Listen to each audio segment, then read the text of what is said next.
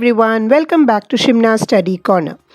Today we are going to deal with a very important part of your CBSE board exam paper, that is a letter of complaint. As you all know, we have two kinds of questions in the writing section of your English question paper of CBSE board exams. They are analytical paragraph and formal letter writing. We have four different kinds of formal letter writing. This includes letter of complaint, letter of placing order, letter to the editor, and letter of inquiry. These are the four different kinds of letters which usually appear for the board exams. So, in today's video, we'll be discussing the first among the lot, that is the letter of complaint. So, let's get going. Please do ensure that you watch this video till the end because I'll be giving you a sample of a complaint letter that you can use for your board exams so that it'll be easier for you to tackle such kind of questions. First of all, let's see what a letter of complaint is. As you know, a letter of complaint is a letter written to concerned authorities if we are not satisfied with the services provided by them. The authority can be anything. It can be a government authority, it can be a private authority. Whenever we write a letter complaining of a service provided by them, then it is called a complaint letter or a letter of complaint. Now, there are certain things that you have to keep in mind when you write a formal letter, especially a formal complaint letter. Let's go through all these points one by one. Point number 1. Be clear and concise. That is the first point. Be clear and concise. That means you should be very clear in whatever you are writing. This means that you have to write your letter in such a way that it would not confuse the reader. When the reader reads the letter, the person should not be confused. That is the meaning of be clear. Now, what is the meaning of concise? To be concise means to be very brief. You need not elaborate things a lot. You can be very concise. You can just write the point that you want and not elaborate on it. So that is the meaning of being clear and concise. Point number 2. Point number 2 is that you shouldn't be rude when you write the letter. That means it is obvious that we would be angry when we write a letter of complaint. But such negative feelings should not be shown in the words written in your letter. That means you shouldn't write an angry, sarcastic, or threatening letter, though you are complaining about their services. So this is the next thing that you have to keep in mind. You should be very polite when you write the letter. Point number 3 is something which is very obvious. That is, you should include all the relevant details. Now, that is understood without saying. Okay, whatever details are required. So, you should have an eye for what are the important details to be included. You should think over what are the important details to be included regarding that question. Now, it depends on the question which you get.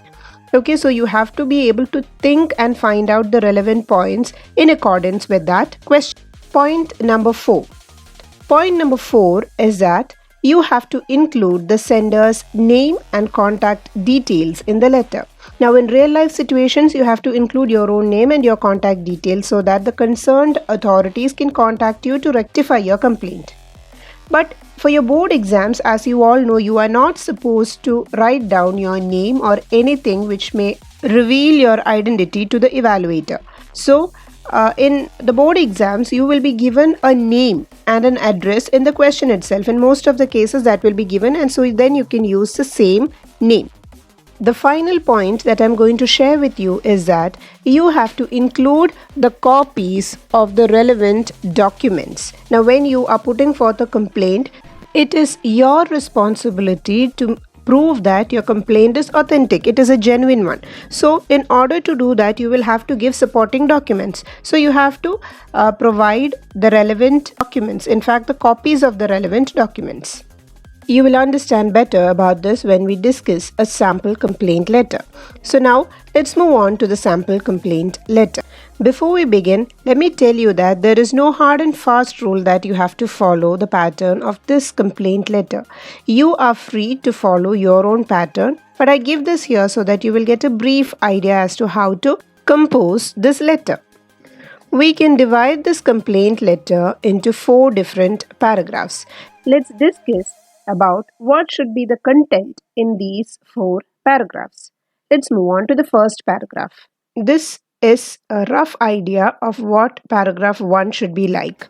It should include the name of the product that you have purchased, and along with that you have to give other things which will be helpful in identifying the product, like serial number, model number, etc. You should also mention the date on which you made the purchase, and also you have to include the location, which means you have to specify the name of the showroom or the name of the outlet from which you purchased the thing. You can also mention any other details which you consider relevant as far as the transaction is concerned. Now, let's move on to the second paragraph.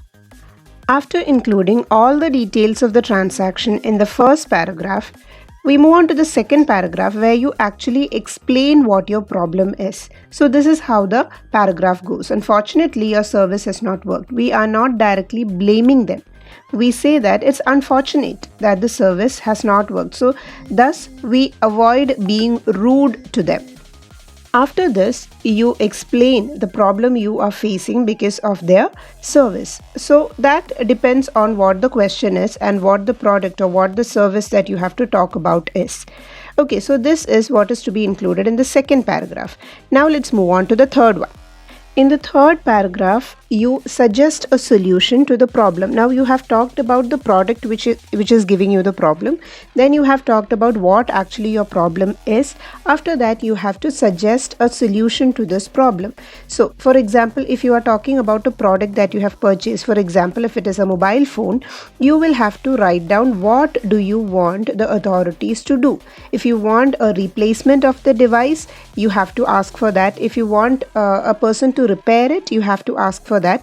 If that is not the case, if you want a refund for the amount, you have to mention that also. So that is what you have to mention in the third paragraph. Along with that, you can also mention the enclosures that you are planning to include in this letter. It can be the copy of bill, it can be the copy of guarantee card or warranty card or whatever, so that you can make your letter more authentic. So you can mention the names of the things that you are about to include in this letter. The fourth paragraph is actually a sort of conclusion to your letter. So what are the things that you have to include in the conclusion? First of all, you have to tell them like till when will you wait? The time limit. That is what you have to mention in that. If you want the rectification to be done within 1 week, you have to mention that. So that is it. You have to mention time limit over there.